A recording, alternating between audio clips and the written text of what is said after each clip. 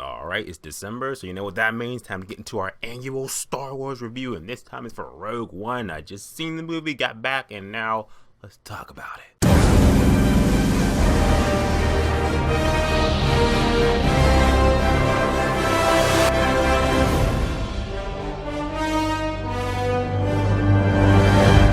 Rogue One, a Star Wars story. So Rogue One, a Star Wars story is the newest Star Wars movie. It's actually a spin-off. It takes place between episode 3 and episode 4, right in that middle pocket, and it's this movie good. It's very enjoyable. It's Star Wars, come on.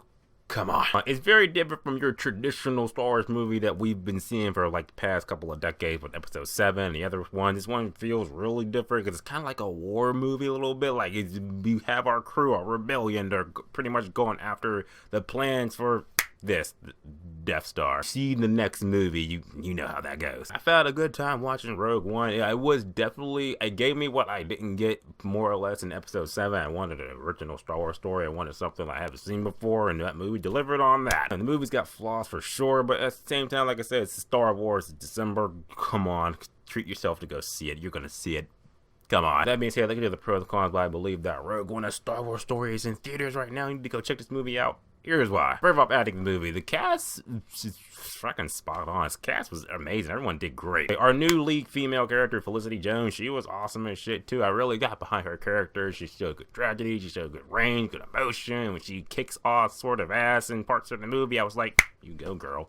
Get it done. She was good. Loved her. Like I said, the whole cast in the movie, like everyone played their part really well. There were a lot of good tense moments between characters like that. When two characters would talk to each other, you either get a real serious moment or you would get like a real like holy shit, like come on, it's business. Prop to K2SO. He is my new favorite robot character. He was the one who brought a lot of humor to this movie, and that's like one of the things I kind of backed up, and I was like, this movie's got a lot of humor into it.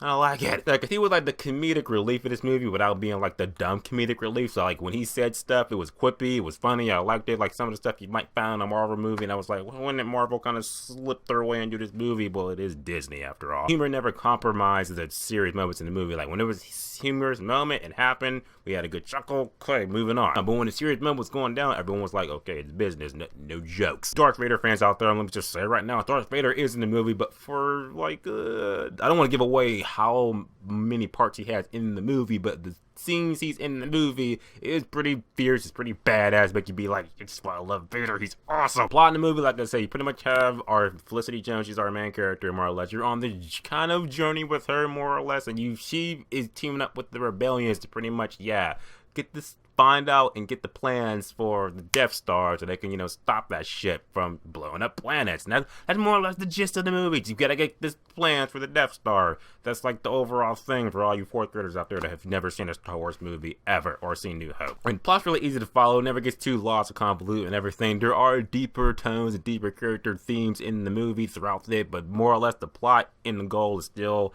pretty clear.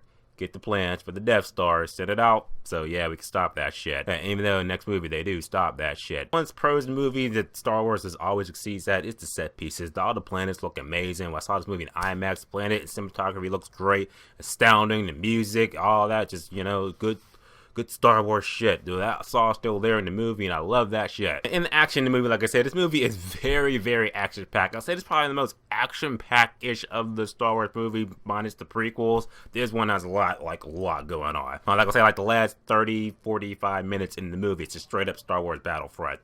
That's the last half of this movie. I mean, it was awesome, enjoyable to watch. Lasers, shits, TIE fighters, a bunch of other Star Wars shit that you're gonna be like, oh, look at that, your mom, I want that toy for Christmas. And the only con, like I said about the movie, the fact that I feel like the last half of the movie is kind of, as action-packed as it is, it gets kind of like long-winded, like, okay, come on, we can wrap this shit up, right? We can wrap it up right now, right? We can wrap it up. But another thing, I feel like this movie kind of caters on you knowing the Star Wars lore, like really kind of knowing this. I feel like you could have went to episode 7 not knowing shit about Star Wars and pretty much got the gist of it, but this movie kind of relies on you knowing, like, yeah, Star Wars lore and all that shit to really, like, appreciate it. But you can still watch it and be like, I still get it. Still get it. Star Wars.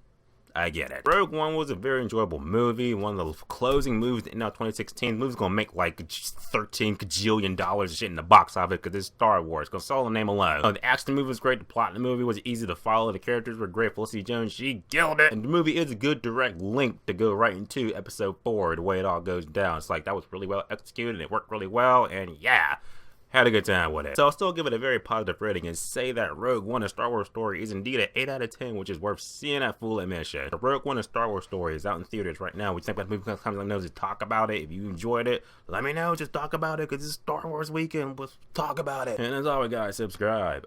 Until next time.